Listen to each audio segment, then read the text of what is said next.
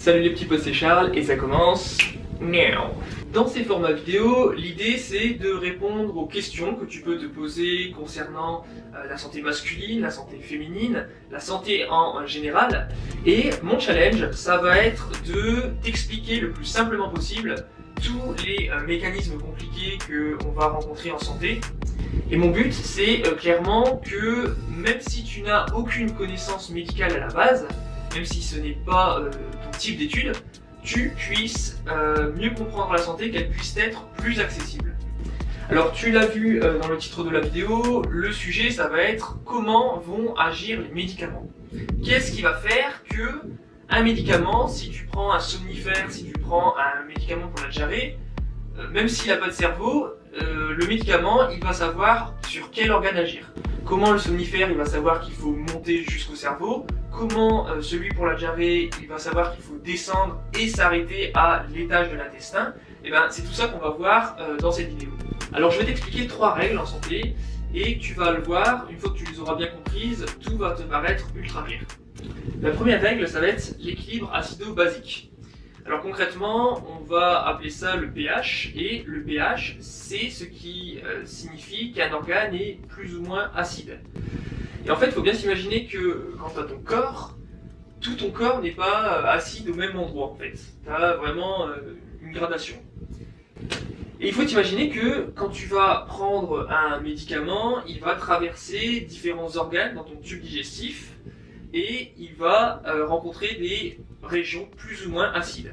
Donc par exemple, concrètement, admettons, je gobe un médicament, il passe dans ma bouche, dans mon œsophage, hop, donc tu vois, il arrive ici, on arrive à peu près au niveau du cœur, là tu as l'estomac, donc qui est très acide.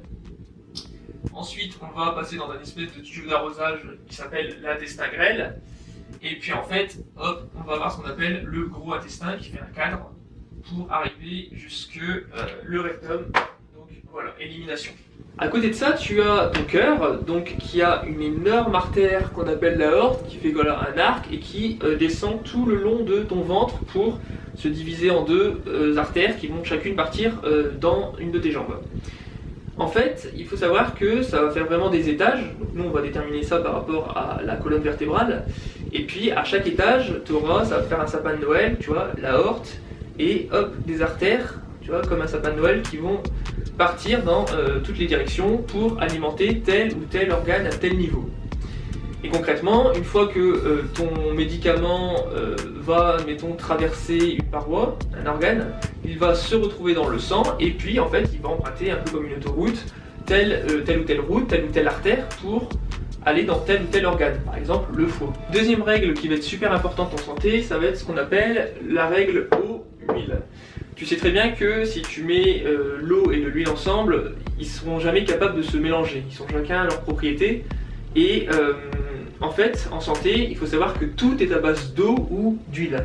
Donc un produit, soit il est à base d'eau, donc hydrophile, hydro, soit à base de graisse, lipophile. Lipo, ça veut dire la graisse. Et concrètement, ce qu'il faut savoir, c'est que les membranes de tes organes, de ton intestin, de n'importe quel organe, c'est des barrières grasses. C'est ce qui va faire que, en fait, tel ou tel médicament va plus ou moins bien passer. Tu t'imagines dans Harry Potter avec la voie 9 3/4, c'est un mur magique et pour le traverser, il faut soi-même avoir des pouvoirs magiques. Donc autrement dit, pour franchir une barrière grasse, tu dois toi-même être gras.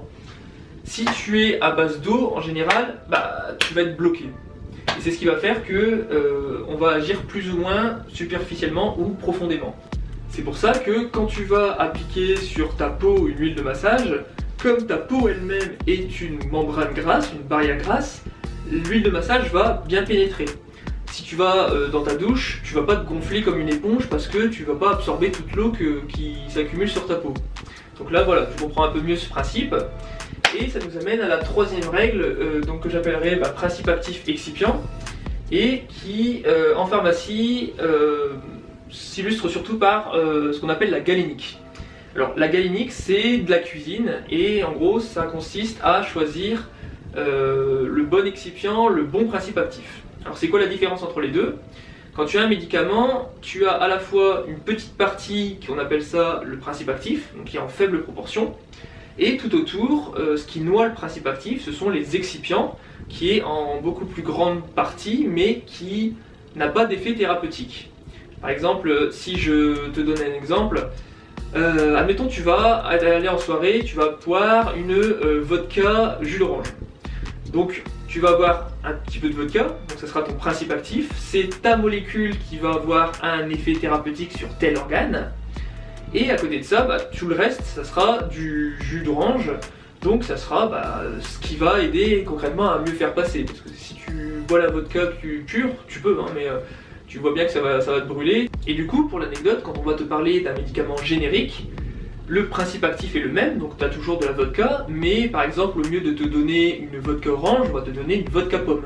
Parce que, pour X raisons, alors parce que des pommes, ça coûte moins cher à cultiver, c'est un fruit qui est plus local, donc plus facile à produire, etc. Et du coup, quand on va produire un médicament, ça va être tout l'enjeu de choisir tel ou tel excipient. Soit on prend la pomme, soit on prend l'orange, soit on prend n'importe quelle autre chose. Mais le but, c'est que on va vouloir que le principe actif se libère plus ou moins vite dans l'organisme. Hein, c'est ce qui va faire que, par exemple, un somnifère, le but, c'est d'agir le plus vite possible par rapport à un autre médicament.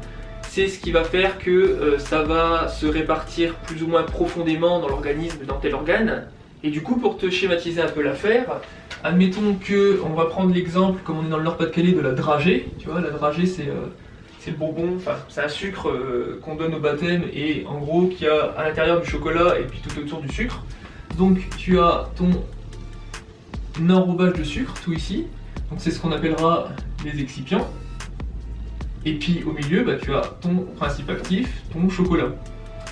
Et donc concrètement, tu vas avaler la dragée et elle va voyager, elle va passer ton œsophage, elle va arriver dans l'estomac. Sauf que dans l'estomac, quand tu as cet étage-là, c'est un étage qui est très acide, donc tu vas avoir beaucoup d'agressions extérieures. Donc nous, on a décidé de créer une enveloppe qui est fort résistante à toutes ces agressions extérieures. Ce qui fait que ton dragée ne va pas se modifier. Il ne va pas y avoir dissolution de l'enveloppe, voilà. Ça va rester entier. Et on va continuer de descendre dans le tube digestif. On va arriver à l'étage de l'intestin, admettons. Parce que nous, là, admettons, c'est un médicament qui va agir contre la diarrhée. Tu ne vas pas soigner la diarrhée dans ton estomac. Et là, en fait, ce qui va se passer, c'est que le pH, donc ce qu'on a parlé tout à l'heure, l'acidité va augmenter, le pH va augmenter, l'acidité va diminuer avec toutes les bactéries et l'enveloppe va se disloquer pour libérer le principe actif, donc le chocolat. À ce moment-là, il va arriver, il va se heurter à la frontière du gros intestin, donc voilà une grosse barrière. Et de l'autre côté, tu auras la route, le compartiment sanguin, donc tout le sang qui circule dans l'organisme. Quand on arrive à ce niveau-là, on a deux choix. Soit on a fait un médicament qui est plutôt hydrophile, qui est plutôt à base d'eau, et donc qui va rester plutôt superficiel. Donc on va agir ici, en superficie.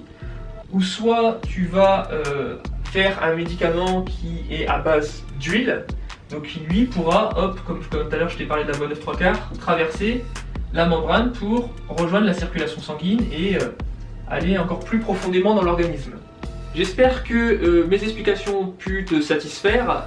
Si tu as d'autres questions sur le thème de la pharmacie, n'hésite pas à me le poser en commentaire. Je me ferai un plaisir d'essayer de te répondre du mieux possible. Et puis quant à moi, je te retrouve dans une prochaine vidéo sur les études pharmaceutiques, sur les études de santé en général.